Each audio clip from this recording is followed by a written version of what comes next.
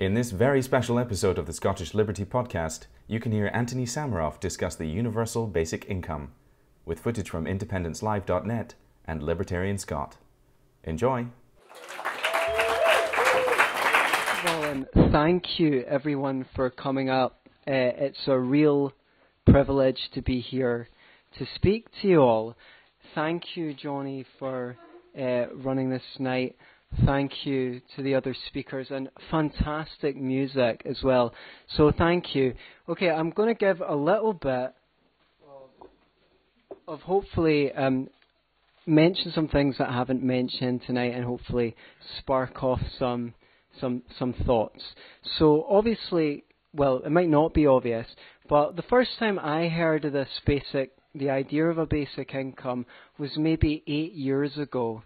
And since then, the idea has risen in popularity, as evidenced by the fact that there's events being run.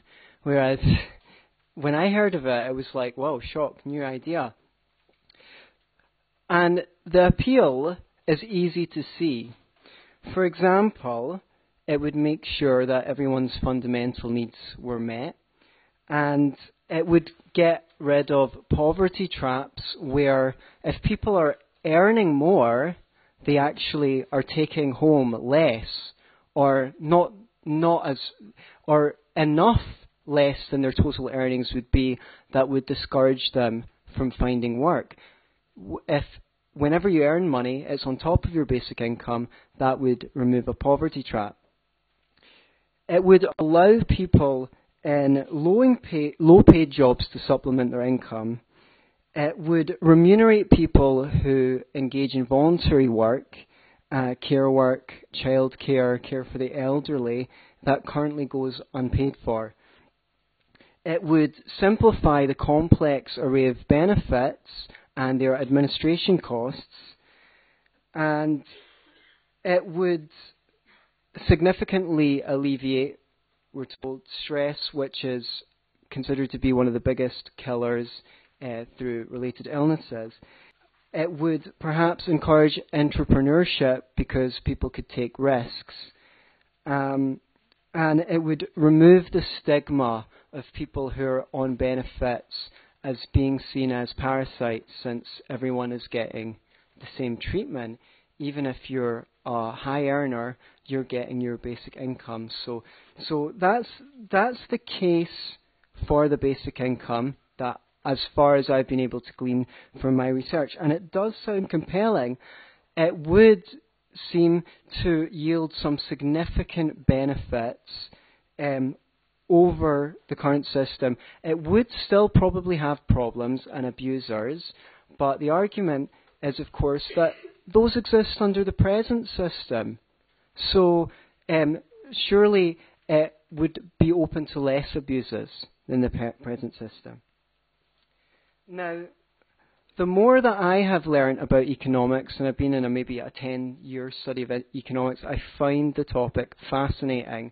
And if you think it's boring, that's because, well, the textbooks are boring and the people who talk about it are boring. But it's actually very elegant. It's a very elegant subject, and I write a blog on economics. If you would like to learn more, I explain these concepts in a way that I think anyone would be interested in. I'd be happy to share that with you. Economics is not really about the apparent benefits of any policy. Economics is about the knock-on benefits of any policy. Every policy provides incentives and disincentives, and those affect people's behaviour. And economics allows you to follow a trail of logic to anticipate what some of the unexpected consequences are. Now, I'm perhaps going to make myself not the most popular person in the room by talking about some of the potential pitfalls of the universal basic income system. But don't shoot the messenger, because good ideas are anti-fragile. If a good idea is challenged and it sustains itself, then you've just strengthened your view and created a better idea. And if it cannot sustain the challenge, then perhaps it wasn't such a good idea in the first place. So let's talk about some of the potential pitfalls of the universal basic income, and then I'm also going to talk about other policies that would increase standards of living, especially for the poor. So, I completely agree that many people will still do productive work, even if all their basic needs are taken care of and given money to do so.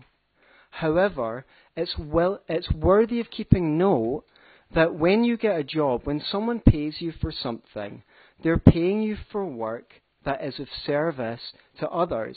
Otherwise, they wouldn't bother paying you. Obviously, you're doing something for someone that they value. That's why they give you a wage. A lot of the work that might be done under a universal basic income scheme may have some value, but it may not be the full value that paid work provides to other members of society. And what you are going to have, to some degree, however large or small you think that degree is a trade-off between people who are pursuing their personal interests and hobbies, which is very worthy, and people who are working directly, doing the kinds of things that people who aren't doing those things are enjoying the benefit of, and those people will have to admit lower living standards even though they're doing the heavy lifting. It's worth mentioning that we all benefit from the work that people did before we were even born, over and above what they consumed. People produced more than they consumed, and they built our bridges and our railways and our roads and our machines that create all the lovely conveniences they enjoyed. They created all the great literature. They created all the scientific advancements. And I fear that a lot of that work, we might see a knock-on effect of less of it getting done. So, the market transactions select for producers that are providing services in demand, whereas a basic income doesn't necessarily, to summarize that point. Okay. Now, if you want to look, at some of the figures behind this, if we come back to one of the virtues of the basic income, which is that it gets rid of poverty traps, but you have a corollary to that, which is if you're to pay for this basic income, when people do start earning, you will have to see a huge percent of that earning being taxed to pay for it, because if you're giving out people 8 or 10 or 12 or 16,000 pounds, you might not get people who are surgeons or wanting to work long hours only to be taxed 70, 80, 90% as standard. And if we just want to look at some of the figures behind that, there's 64.1 million people in the UK. At £8,000 a year, which I think is pretty much the lowest that someone could survive on. Maybe you could scrape by on 7 or 6, but to have a comfortable standard of living, 8,000, you're still talking about £513 billion a year nationwide. So to put that in context, our total spending this year is projected at $784.1 billion. So that's 2/3 of what we're spending. Now, that's not the end of the story, because, of course, you would be able to replace the current benefit system, but that only amounts to $270 billion. So that's maybe half the price of this scheme. So you do need to make up that money some way. Now, Sean said something about, taxing corporations and that rather than individuals, and he did say that that's implausible, but you should know that a tax on corporations is a tax on individuals, because the corporation has to account for that spending, and there's 3 ways they can do it. One way is to raise the price of products, so you and I pay. Another way is to not take so many risks, not employ more people, so they don't expand as much. The workers might not get pay rises, and the economy might not grow as much.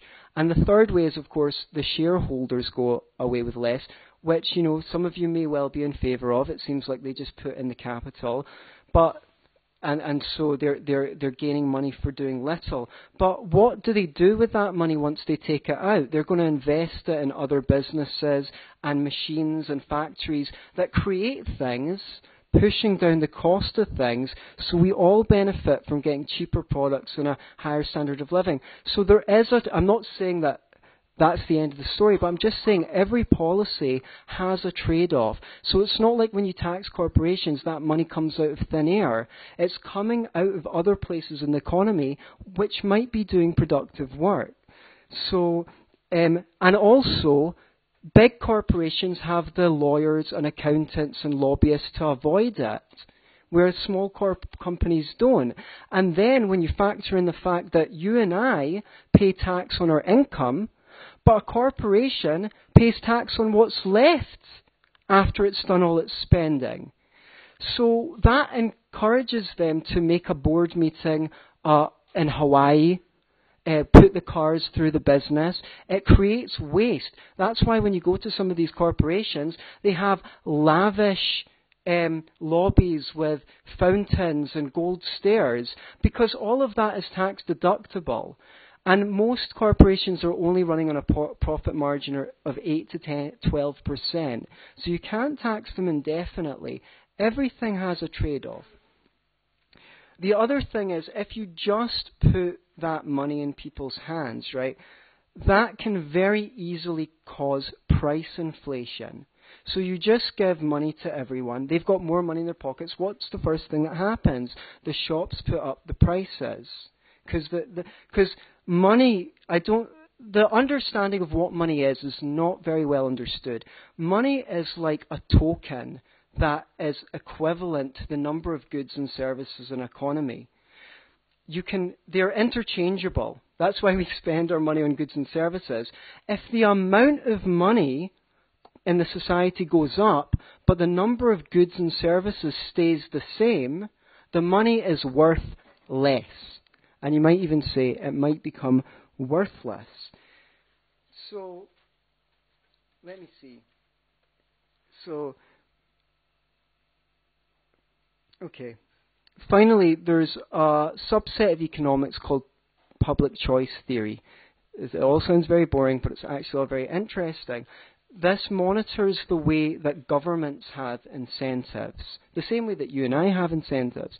And many of the incentives are to give money to certain groups to get votes, or lobbying money for corporations and things like that.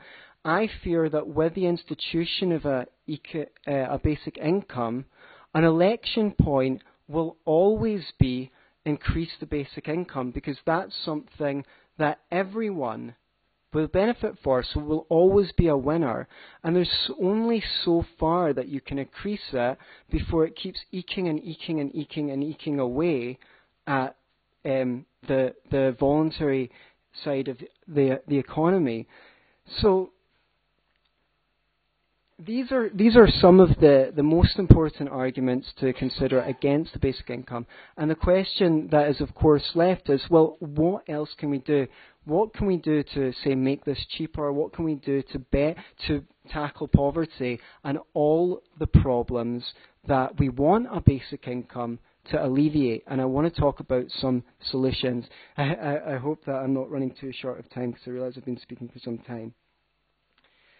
So, perhaps we're asking the wrong question, right? Instead of asking, what do we do about poverty? To me, what's interesting is, why is it, after 250 years of unprecedented economic growth, we still have any poverty? to the degree that we have, okay?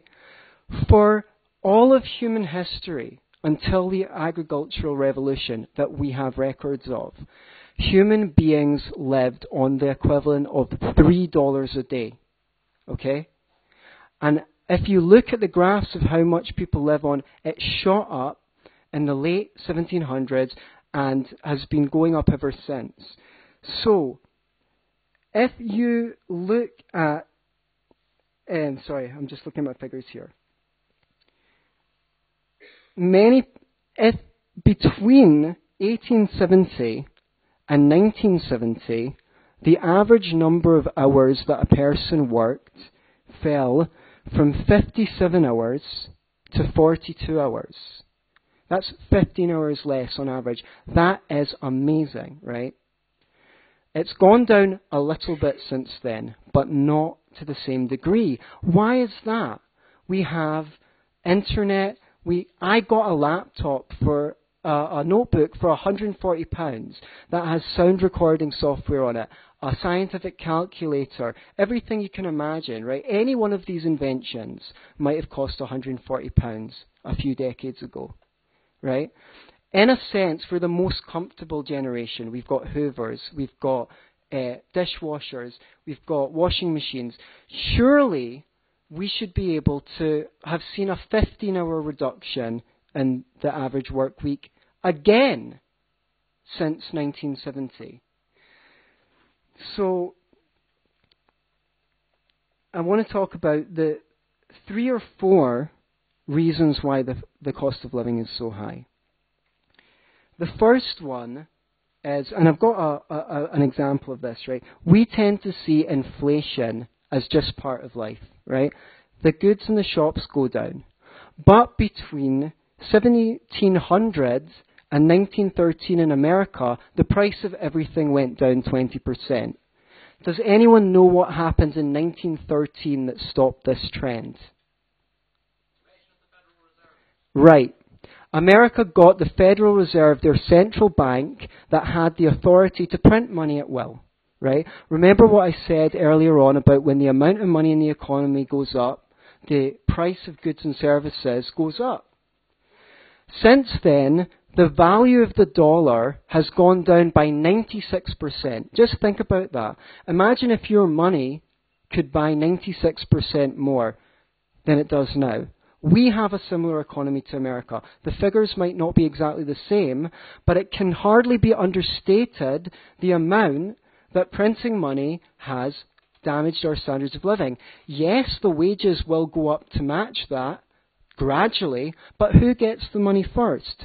The rich bankers, the favours handed out by government. They spend the money when it's at its high value, and by the time you and I get it, the value of the money has gone down and the goods are more expensive. So printing money, number 1. Number 2, what's the most expensive thing that you will ever buy in your life? You would think that, wouldn't you? Actually, it's government. The average person in Great Britain spends 22 years working for the government.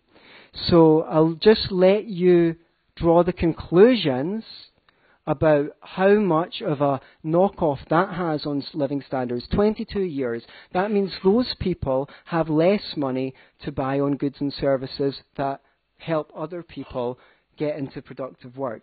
But I want to come back to housing because it is my favourite topic.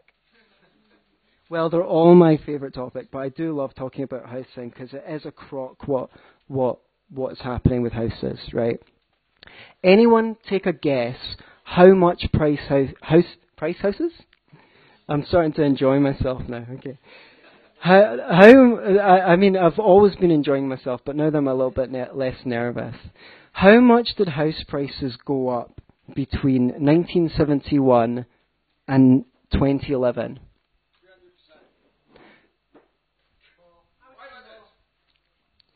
How much? 500. Okay, you're going to get a shock here. 4,255% between I'm not fucking kidding you. Over 50% of young people believe they will never own a house. You used to be able to budget for a house with one person working, right? Why are house prices so high? Well, because under the Tories, under John Major, house prices started falling. Everyone went batshit, and it became the golden rule, thou shalt not let house prices fall. Because there's a 9-to-1 ratio of people who own houses to people looking for houses at any one time.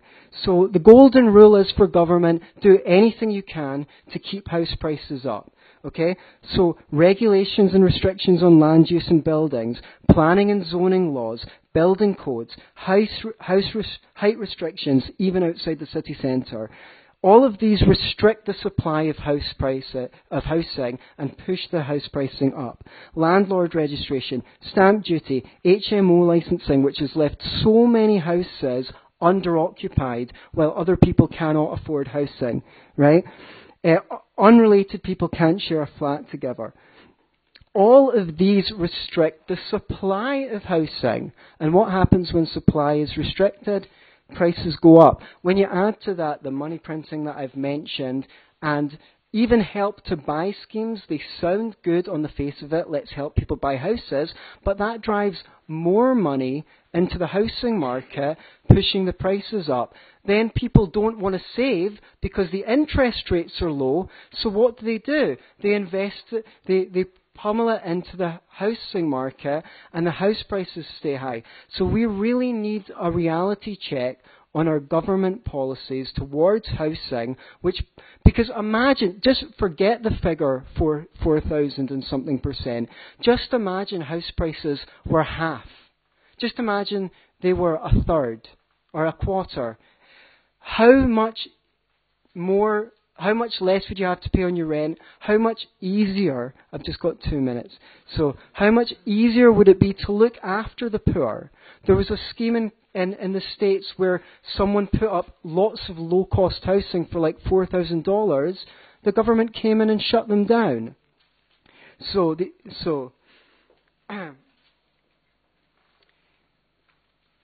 I just want to mention something else about free trade. We are currently not allowed to import products from some of the poorest countries in the world. That's terrible for them because we can't send them our money. And it's terrible for us because poor people have to admit a lower standard of living. It is inhumane not to allow us to import goods from the poorest countries in the world. It's sick. So, you don't have to agree or disagree with the basic income to see the sense of the economic policies which I advocate as a member of the Scottish Libertarian Party. But if you are for the basic income and you want to make it affordable, my policies would still be a great way to make that scheme more affordable. Thank you so much.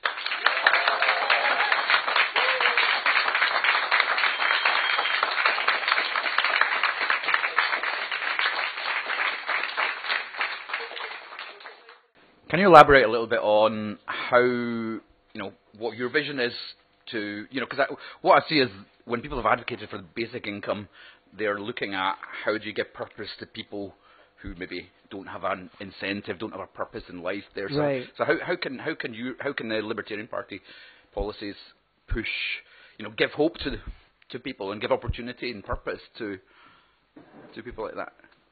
Well, who might otherwise benefit from the basic income. Yeah. Well, you have to have a situation where it's lucrative for, in my opinion, for employers to train workers, right?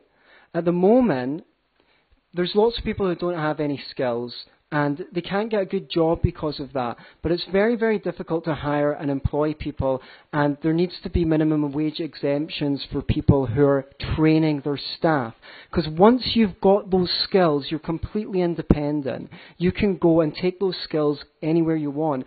We need to look at a society that cultivates individuals and helps them create options for themselves. That creates a system of interdependence. And when you look at the welfarist models of helping the poor, I am very, very concerned that what you are doing is you are putting people in a position of permanently having to rely on unreliable government to give them their income. We need to have a society, including education reforms, that cultivates individuals so they can get skills and become the masters of their own destiny. And that, I hope that's a satisfactory answer on that question. Hi, Ben. Yeah. I've got a couple of questions. These aren't like gotcha questions because I might have the answer. Please. It's entirely possible that you'll answer my question. I'll be like, oh, basic income is shite, and I'll piss off. But let's hope not, eh? It's embarrassing. Right, a couple of questions about inflation that you mentioned earlier, just because that's like really common topic that comes up. So the first one was about quantitative easing, and if you print loads and loads and loads of money, the value of money goes down, and I totally get that. But the UK is one of the most unequal countries in the world. The homes in the southeast of England have got 83% more wealth than those in Scotland. Yes. So if we just redistributed wealth more equitably through a progressive tax system, we wouldn't be adding more money into the economy. And so, in your view, sort of related to that is the quantitative easing and printing money. If you put it in at the top, you're right, it's higher value when it hits the top. But would a basic income not be, even if you funded it with printing money, be do quantitative easing at the bottom level so that it's when it's the most value to the poorest? And and the final bit is, if incomes do go up in areas, then demand for goods would go up. And kind of Economics 101 is supply goes up and price goes down. So how can you address those questions really for me? Thank you, Ben. Those are excellent questions. And I fear I can't give a comprehensive answer, but I'd love to continue speaking to you about them. So first of all, it's a great thought, give people the money at the bottom, print it and give it to the people in the money at the bottom. The thing is, you're going to get price inflation much faster that way. I'm not for giving it to the people at the top, but because they've got it in their hands, it's very easy to do a quick fix and just hike the prices up immediately in the shops, right? Now, so you and the other problem with it is you're not giving those people the means, right? What you're doing when you redistribute the wealth is you go to the deep end of the swimming pool, then you've got some bureaucracy over here, you spill some of it in the way, you put it in the shallow end, right? Those people go out and spend it in the shops, the money flows back to the rich people who had it in the first place. So, what you need to do is even out the swimming pool. You need to give these poor people capital, and I don't just mean machines and factories, I mean skills, so that the money doesn't just all flow to the 1% when they go to the shops and spend it. You need to build up the personal capital of the poor so that they can become creators themselves, and then we have a more equal society. I hope that's helpful to you. Thank you.